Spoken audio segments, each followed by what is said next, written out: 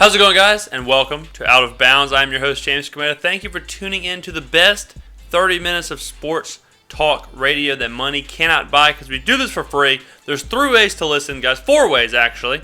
Audiomack.com, which is like SoundCloud, but better because it's free. Or you can go to iTunes, search my name, James Skrmetta. We should be the first one that pops up. If there's any other Skrmettas out there making iTunes podcasts, let me know, because that's gimmick infringement. Also, you can go to my favorite, the future of radio.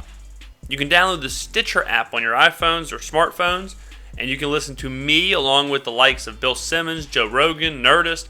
They cultivate a playlist of podcasts for you, totally dependent on your taste.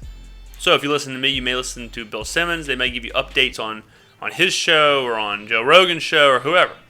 They got it figured out over there at Stitcher, so download the Stitcher app. And if you want to see the simulcast version, if you want to see what I'm wearing, if you want to see my face, if you want to see the whole production, which, spoiler alert, is disappointing, then go to YouTube, search my name, James Skrmetta, and everything will be there at your fingertips. You can subscribe for the Monday and Friday editions of Out of Bounds and anything else that we do. And trust me, we do the voodoo that you do so well. Why wasn't I here Monday? Where was the show Monday? That's probably the first question you ask. I was a little under the weather down here in an undisclosed location in South Mississippi. I don't know if you've ever heard, but the weather in South Mississippi is unlike anywhere else on the planet. It can be 80 degrees in December. It can be 10 degrees in January. It can be icy rain. It can be hot fog, all within the same week. And it does a number on allergies and sinuses. And this week was this hellacious fog that tore my sinuses apart. I was stuffy, I was draining, and the last thing you want to listen to is me for 30 minutes with a stuffy nose or all that stuff going on. I'm getting sick just thinking about it. So that's where I was Monday. I was delaying the show, and then I was like, well, it's getting so close to Friday. We'll just do the show Friday per usual, and everything will go back to normal. Before we actually start the show, and we have a stacked show, we're going to talk Super Bowl. We're going to give you my final selection, what to do against Vegas, who to take, what side to take. We're going to talk some prop bets. We're going to go through some fun little prop bets that they have up there. And we're also going to talk Johnny Manziel. We're going to talk Johnny Manziel. This week was a tough week for the Marvelous One, and we will get into that 100%. But first, before we even start the show, I want to say this past week it was announced that Bret Hart, the hitman, the excellence of execution, was diagnosed with prostate cancer. If you're not a wrestling fan, this may not mean anything to you, but I am a wrestling fan. We've talked wrestling on the show, and wrestling is a huge part of my life, and I've given wrestling a lot of credit for me and the person I am. I was a very shy child. I was a hermit, a lot of stuff like that. I've talked about this on the show, and the over-the-top characters in wrestling would help draw me out of my shell and help to make me who I am. And I've said it before, no one's superheroes ever get older except people who watch wrestling. And, Superman stays the same age, Batman stays the same age, Wonder Woman has the same bosom, but wrestling fans are forced to watch their superheroes suffer and get older and eventually pass on. So Bret Hart was one of the first wrestlers I really became a fan of before my all-time favorite, Shawn Michaels. And I just want to go ahead and say, from everyone here, well wishes to the Hitman, speedy recovery. I hope he beats this thing. Cancer is the worst. It is truly an evil that all it wants to do is destroy, and hopefully Bret Hart can beat this thing. So all of our thoughts and prayers are with the Hart family up in Canada. Now let's go ahead and get into the show. Do y'all want to start with Super Bowl stuff, or do y'all want to start with Manziel? I know y'all. We'll start with Super Bowl stuff. We'll go ahead and start with the Super Bowl stuff. Biggest game of the year, Sunday. It's finally here after so much media, right? God, Sports Center and sports radio, and I listen to sports radio religiously. Full disclosure, I haven't listened to it at all this week because it's the same rehashed story. It's the same stuff going on. We know who's in the game. We know it's Peyton Manning's last ride. We know Cam Newton likes to dance. So we will talk about that briefly right now. And we talked about it on my last show. We talked about the Super Bowl matchup. And I still think the same thing. I still think Carolina is just so much better right now than Denver. But I thought the same thing about New England. Denver is doing the Joe Flacco thing. I'm looking at them saying, there's no way this team can win. How can this team possibly win? And then they're going to win. And they win, and they win. And they prove me wrong every week. If I would have been doing sports radio whenever the Ravens won the Super Bowl, I would have sounded even dumber than I did whenever I was saying the stuff about the Broncos. I think that Cam Newton is so good right now. He's the MVP. He's the best player in the league, no doubt about that. But there's something to say about being in that big game and relying completely on you. Cam, he's good enough to win you the game, no doubt about it. But facing the best team in the league, or the best defense in the league, he's facing a defense that absolutely stifled Tom Brady in that offense. And that offense is better than Carolina's offense. Brady might not be better than Cam Newton right now, or however you want to say it, but Brady has a hell of a lot more weapons than Cam Newton does. And I don't know what Mike Shula plans on doing with Ted Ginn as far as reverses and him running the football and using him to spread around the field. Aqib Talib and Chris Harrison, these guys, they're not going to let Ted Ginn and these other receivers do what they want to do. You got Von Miller and Greg Olsen. Defensively, this is not a good matchup for Carolina. Cam Newton is going to have to do a lot to beat this defense. And that defense is good enough to... It's not going to be... it's just not one of those things where it's like, oh, well, Carolina's going to put up 40 points. I don't see... Carolina is a team that changed a lot of people's views of them throughout the year. And that's what winning does. And I'm not trying to shortchange them. They only lost one game. But it doesn't remove the fact that their best receiver is Ted Ginn Jr. And the best target is Greg Olsen, a tight end. And Jonathan Stewart's in the backfield. It doesn't change these facts. And when you're facing the best defense in the league that are playing lights out right now, Denver's defense is playing incredible. It's hard for me to sit here and say, oh, well, Carolina's just going to go in there and score 100 points and blow them out. I don't see that. I truly do not see that. Maybe the only way it's going to happen, the only way Carolina is going to blow out Denver is if Carolina gets to Peyton Manning, they get an early lead, and they force Manning to throw. If this becomes a game where it's Peyton Manning versus the world, it can get ugly quick. No doubt about that. I said it against New England. If New England gets 10 points ahead of Denver, it's going to be a slaughter. If Denver can keep it close, if Denver can just maintain, play field possession or field position, not having turnovers, let their defense work and see what happens at the end, stuff like what happened with New England will happen. But if it turns into a Seattle Seahawks situation where Peyton Manning is dropping back, getting blitzed, getting hit, getting safeties and picks and whatever, Carolina can definitely dominate the game. No doubt about that. But I think that the Broncos right now are the team that have this identity. They know what they're doing. They understand Peyton Manning is not a great quarterback anymore. No doubt about that. We have said that from day one. But he is still Peyton Manning in the brain. He is still arguably the best game manager ever. If you want to use that term, that game manager term, who else would you rather do it than Peyton Manning? So if you need a guy to go out there and not make mistakes, because when Peyton Manning played the Seahawks, that was the number one offense in the league. Peyton Manning was expected to go out there and throw for 350 yards, 4 touchdowns, and lead them to victory. That is not expected anymore. That ain't a thing. Peyton Manning is not expected to do that. So he understands that. He knows what he's doing. He knows what's expected of him, and this defense knows what's expected of them. And I think that Carolina, they have to get at him early. They have to. Denver beat New England with 11 completed passes, 3 first downs in the second half. They don't have to do much.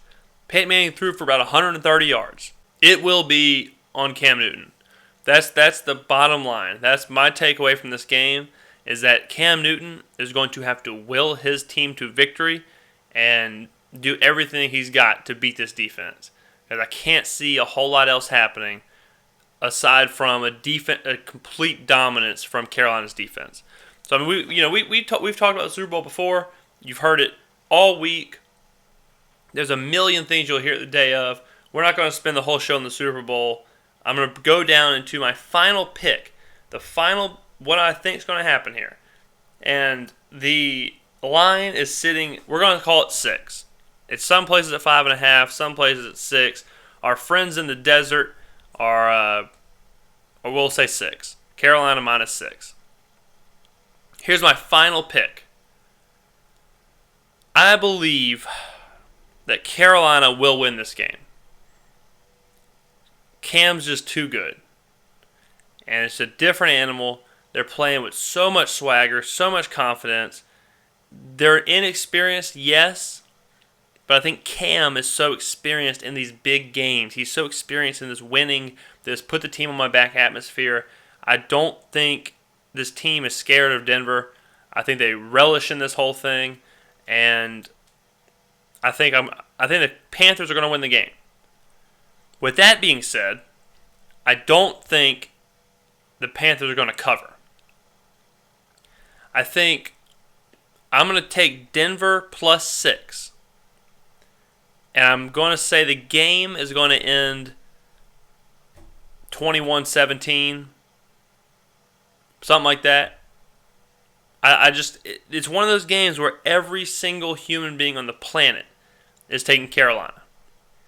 And the biggest bet game of the year is not normally a public game. It's not normally a game the public wins. So I think we'll see Vegas cash this thing. I think you'll see a lot of unhappy people. I think you'll see Carolina win, but Denver cover.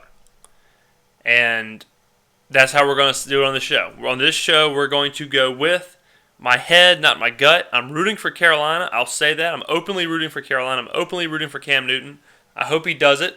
I hope he wins. I hope it's a new guard. The Carolina Panthers will be an incredible story, and I'm rooting for them. I'll be rooting for them on Sunday. But we're betting on the Denver Broncos plus 6 to keep it in the game, to keep it close, the defense to work, and this to be a tightly contested game that could either go down to the end or just be kind of Carolina in the driving seat the whole way, and it just kind of ends. It's one of those, like I said, 21-17. Denver never really threatens, but Carolina can't get it going. So we're going with Carolina to win, but Denver to cover. All right, let's look at some prop bets. Best part of the Super Bowl is betting props. If you don't know what props are, they're bets you can make that aren't part of the total, the score, or anything like that. They happen on Sunday Night Football, Monday Night Football, Thanksgiving games, and the Super Bowl.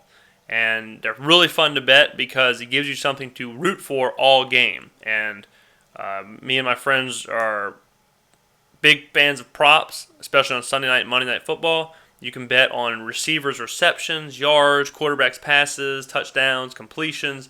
And if you pick a few players from each team, you're basically rooting for something to happen on every single play, regardless of the score. And it can make for a very exciting game. In the Super Bowl, they have props for everything.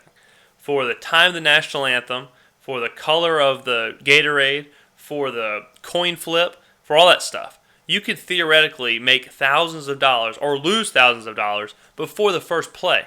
If you bet on the national anthem, the coin toss, all that stuff. So let's go ahead and look at a few of these. This is from SBNation.com. They have a list of some of the things that are some of the props that are out there. There's over 400 props available in Vegas, but we're obviously not going through all that. So here's a few of them.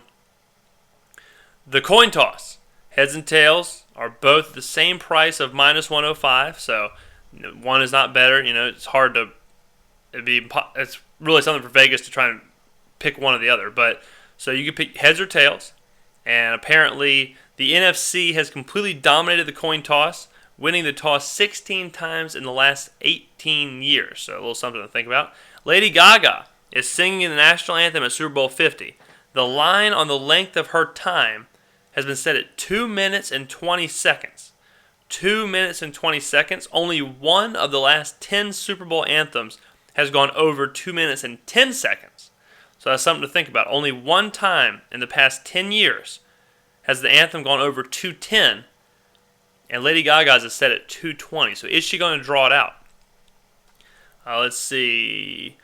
At the end of the first half, or at halftime, Coldplay and Beyonce will perform the halftime show. What color will Beyonce's footwear be when she comes out? Black is the favorite at plus 150. Gold brown is next, then white, then silver gray, and then any other color. We're going to go with black. We're going to go with the favorite. I can see that. No. Actually, we're going to go gold. We're going to go gold. It's the golden anniversary. I'm saying she's going to be wearing some gold. During the broadcast of the game, let's see. Will Donald Trump, Hillary Clinton, or Bernie Sanders be mentioned during the game? No is the minus 300 favorite, but plus 200 is if they get mentioned. I might have to take the plus 200. I can see Trump or someone getting mentioned. That's plus 200. Let's see. How many times will Archie Manning be shown? Over 1.5. That's easy money in my opinion. I'm taking that all day of the week. Archie Manning is getting shown more than 1.5 times. He got to get shown twice? Yeah, right. Archie Manning is getting shown. If the Broncos win, he could get shown 20 times. That's the guarantee. How many times will John Elway be shown? Over 2.5 is plus 100. Under 2.5 is minus 140. That's another good one. They tend to show Elway nonstop in these games. I'm taking the over on Elway and Manning. They're going to be sitting right next to each other. No doubt about that. And then we got, what color will the liquid be that is poured on the winning coach? The favorite is orange. Blue is plus 400. Clear is plus 400. And yellow is plus 400. Just so you know, the Panthers do not use blue Gatorade. I noticed that last game. I think they used orange. So, there you go. So that's some prop bets. That's some fun and games that Vegas has. If you gamble for funsies, only for funsies, gamble on prop bets, they're a ton of fun. All right, we're going to go straight to Manziel now to end the show. Okay. We have talked a lot of Manziel on the show. This past week, last weekend actually, him and his girlfriend allegedly got into another situation. Cops were called, searched for Manziel, talked to his ex-girlfriend, all that stuff. Now it's come out that allegedly Manziel struck his ex-girlfriend several times during an incident at the Hotel Zaza in downtown Dallas last Saturday, according to a police report released Thursday. This is coming from ESPN.com.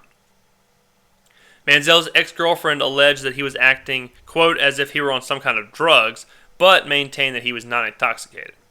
So, the two eventually left the hotel and drove back to Fort Worth when Manziel allegedly struck her several more times, according to the report filed.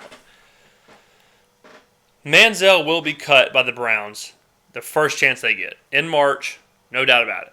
The question is, will another team take a chance on him? Manziel has not been bad in his NFL career, in my opinion. He's played like 8 games. I think he started. He's like 7 touchdowns, 7 interceptions, averaging about 215 yards passing, something like that. The deal with Manziel is very easy. He is not good enough for this headache. 100%. I do not think Johnny Manziel is good enough to warrant any of this headache. Before, if you take all of this away, all of this like alleged domestic violence, just the partying, just all that stuff, then you could argue that he's not really doing anything wrong. He's just going out, he's just going to the clubs, he's just having a good time, whatever. And I could understand if you wanted to field a team with Johnny Manziel, only if you are rolling Brandon Weeden out there, Nick Foles, people like that. If you are rolling quarterbacks out there that give you absolutely zero chance of competing, sure, give Johnny a chance. Number one, your team is watchable. Number two, your fans are probably happy that you've quenched their thirst for some kind of storyline. And maybe, just maybe, he can figure it out and be half of the player he was at Texas A&M. So if you're rolling out Brandon Weeden, Nick Foles, nobody's like Troy Whitehurst, sure, play Manziel. That's the only reason to have this guy on the roster. Or if you have a situation where Romo goes down in week 3, he's out for the year, Manziel's out there in free agency, well, He's a Dallas kid. Dallas Cowboy fans will like him. It also makes the team watchable, makes the team get on TV, rating spike, merchandise sale. Sure, that's it. If you want to sell the product, that's it. If as far as an actual quarterback playing in the league that's actually viable, that can actually win games, that can actually take you to the Super Bowl, Manziel is not that guy. At this point, his career is not even close. So now, if you add in this domestic violence or whatever, why any team would take a chance on this guy, I have no idea. I have been a Manziel backer since Jump Street. We've said here a million times that Manziel's not doing anything wrong. He's just a kid. We've said his problem is that he's entitled. He's a bit of a prick. All that stuff. He's selfish. That's his problem. Now his problem is a little bit bigger. Now, I'm not saying he did anything. But the more that comes out, the more it's not sounding very good. And it's an ex-girlfriend. You never know, what can be made up, what cannot be made up. And they went when they went to the scene this past time. What this is talking about, they didn't arrest Johnny. They didn't find a crime scene. Obviously, she wasn't wounded or anything. Or the police would have noticed that. So, I'm not saying this report is true. But if I'm a GM, this report is enough for me to say, man, I'm not even dealing with this. Why now, after all of the domestic violence issues that are going on in the NFL, would I bring in a quarterback who's 100% going to disrupt my locker room, 100% going to be an issue? He's proven that he is an issue off the field. He has proven that. So if you bring him in, why would you bring him in is my question. Because he's not good enough to be like, all right, well, let's just pretend it was Andrew Luck. Someone with Andrew Luck's level of talent. A guy who is like, that's a franchise quarterback. That's a guy that can get you to the Super Bowl. That's an MVP. That's a top flight guy. If this is Andrew Luck, it's like, all right, we bring him in. We send him to rehab. We rehabilitate him. We get everything fixed. We sit him down in the office. We say, look, man, we're giving you a second chance, brother. You can be really good. You can be really, really good. Now sit there.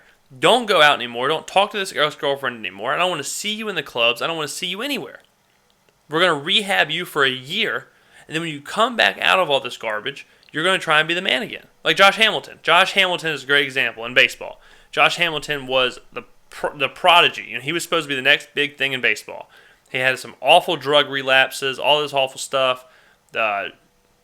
Finally, the teams took chances on him. He rehabbed himself. They only allotted him like $50 a week or something. He had a babysitter at all times. He couldn't leave his house. He had people staying with him from the team. He had teammates checking on him. And Josh Hamilton went to have a few incredible years, was an MVP-type player, and then his body just wore out on him and whatever. Manziel is not that talent. Manziel, if he was the perfect human being, he was still a big-time risk to draft.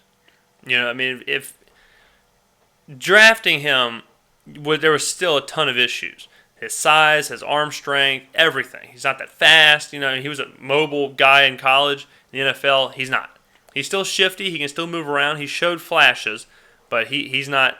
He's less of a, in my opinion, he's less of a quarterback talent than Tim Tebow ever was. And Tebow didn't last very long, and people hate Tebow. Manziel is a lot worse than Tebow. So with that being said, I think Manziel has played his last snap for a while. The only teams that I can see that would take a chance on this cat is the LA Rams team, strictly for the fact that it's not Nick Foles. We're in Los Angeles. We have to have somebody. But why would you pick Johnny Manziel? A guy with this much trouble, a guy who's just going to bring this much negative publicity immediately. Imagine if you're an NFL player. Imagine if you're a veteran or you're a guy on a team trying to make a living, and they bring in Johnny Manziel and say, all right, this is the guy.